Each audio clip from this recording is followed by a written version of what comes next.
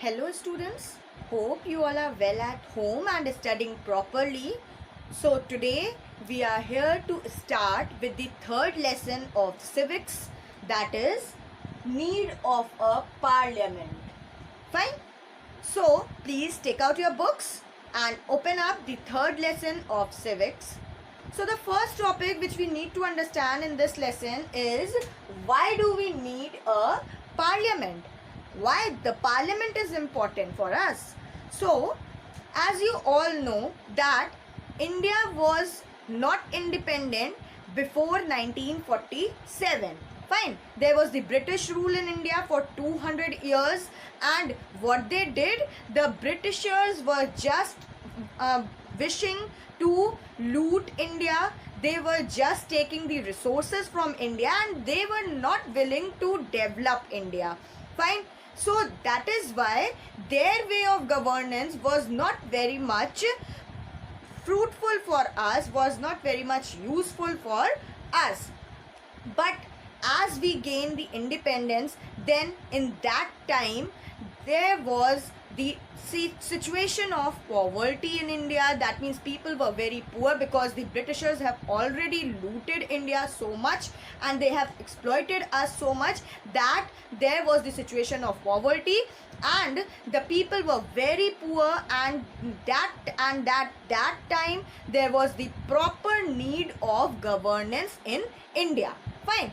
So since we all know that India is such a diverse country where there are many religions, there are many regional diversities, fine. So to bring up such a government was very much important for us, so that all the need of these diversities could be fulfilled. That means to say that no one remains unsatisfied by the government.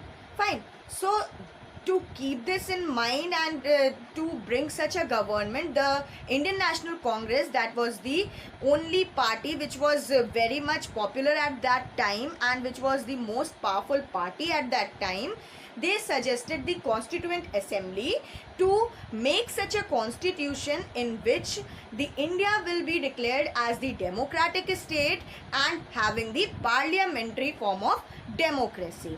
Fine. So that what happens in parliament, the parliament represents the people from the country itself and those representatives makes the laws. Fine. So that is why the Constituent Assembly, the constitution makers, chose to accept and adopt the parliamentary form of government in India, so that the diversities that are present in India could be managed properly and every person have their representatives in the parliament. Fine. So the parliamentary form of government was accepted and adopted by the constitution and which is being followed till now, in which the people are elected by us by the means of free and fair elections, and those representatives sit there and make the laws and govern the country. Fine. And these people are elected for the fixed period of time. It's not so that they can be there for any period of time. They are elected for the fixed period of time. Fine. So what is a parliament? Parliament is the institution from where the country is governed, and over there the people or the members are the representatives of the country who are elected by the citizens of the country. Fine. Now before we understand the functions of parliament, we first need to understand who is the head of the state and what are his functions. So who is the head of the state? State over here means the country.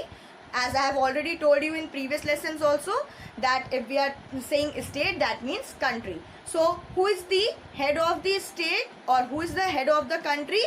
The president. So now first we need to understand how the president is elected, what are his qualifications to be the president of India, and what are his functions to perform. Fine. So the first thing we need to understand the qualifications to become the President of India. So the first and the foremost thing is that the citizen should be the Indian citizen. That means the person should be the Indian citizen if he wants to contest the election for the president. Fine.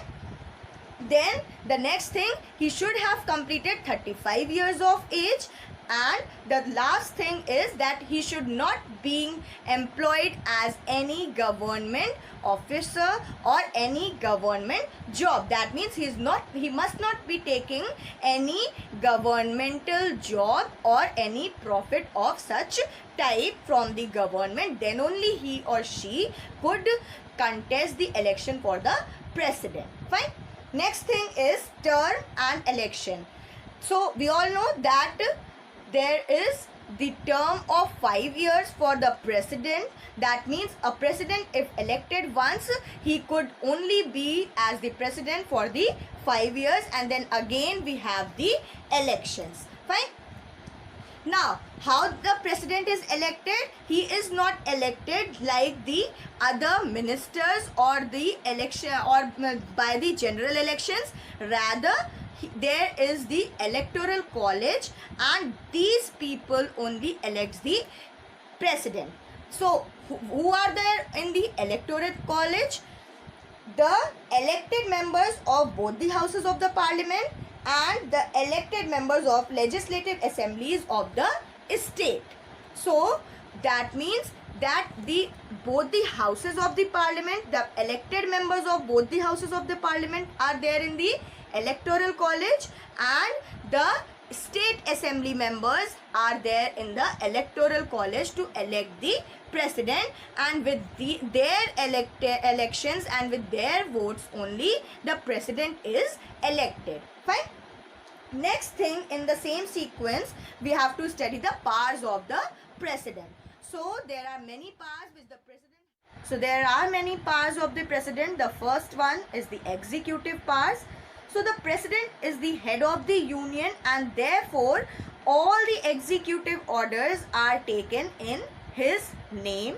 Then the next thing is that the president appoints the prime minister and his council of ministers, and not only this, he also appoints the governors of the states, then the judges of Supreme Court and the High Court, the Attorney General and the ambassadors, and even the election commissioners. Fine.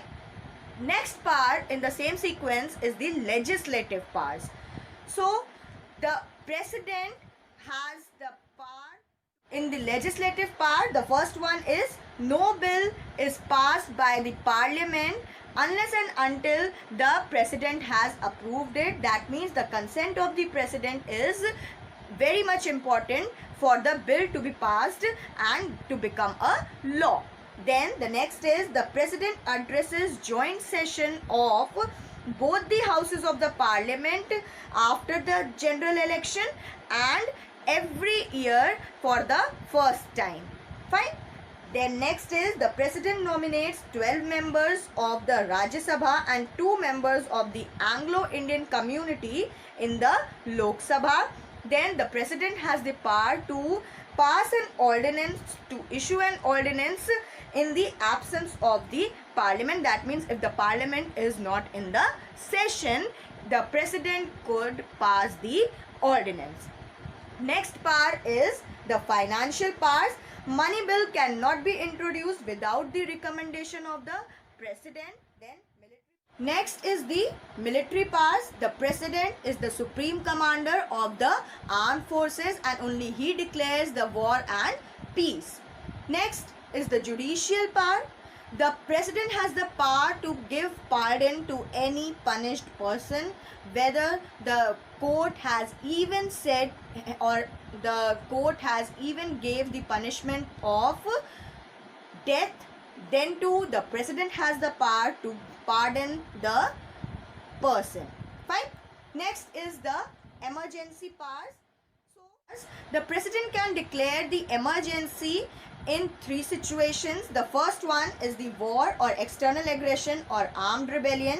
Then failure of constitutional machinery in the state, and then financial problem. That means if there is any of these situation in the country or in the state, then the president has the right to declare the emergency pass, and then at that time the government cannot work. The only rule of the president is being followed. Fine. Next, the same in the same sequence is position of president in relation to that of the prime minister. So as we all know that in India, president is only the nominal head and the prime minister is the actual head. That means all the things which are being done or the laws which are being passed are passed in the name of the president, but he is just the nominal head of the constitution. He is not the real head of the country. Fine. Now, the next thing in the same sequence we are going to study is formation of government. Fine. We need to understand how the government is formed in India in parliamentary form of government. Fine. So, after the general election, the list is prepared of the people or the members who have win the elections. Then the thing is seen that who belongs to which party, and whichever party has gained the majority is considered as the winner, and then the leader of that party is appointed as the prime minister by the president, and the other ministers are appointed after that. That means the council of ministers are chosen by the prime minister and appointed by the president. Fine. If the case is that none of the party, if none of the party has attained the majority, then what happens? Then the leader of the majority party, whoever has got the maximum votes, or the party which has got the greater number of votes, the leader of that party is called and he is asked to form the coalition government, and then the coalition government decides its leader, and that leader is made the prime minister, and then the prime minister forms the council of ministers, and the council is appointed with different work like finance, like defense, education and many other ministries. Fine. So in this way the government is formed. Then in the same sequence we need to understand the two houses of the parliament, that is the Lok Sabha and the Rajya Sabha. So the Lok Sabha is the representative of the people, which is made by the general election, which is done by the general elections, and in this there are maximum numbers of 552 members in the Lok Sabha, in which 530 are from the states and 20 members from the union territories, and 2 members are appointed by the president from the Anglo. Fine. So to contest the elections in the Lok Sabha, the person should be the citizen of India and he should be above the age of 25 years. Then this election is done after every 5 years if there is the normal situation, but in case the president dissolves the Lok Sabha, then there is the midterm elections also held for the Lok Sabha. Fine. Next we need to understand how the Rajya Sabha is formed. The Rajya Sabha is the permanent house. This cannot be dissolved, and the members in this house is elected for term of 6 years, and now the Rajya Sabha has the maximum number of 250, in which 12 members are appointed by the president. Fine.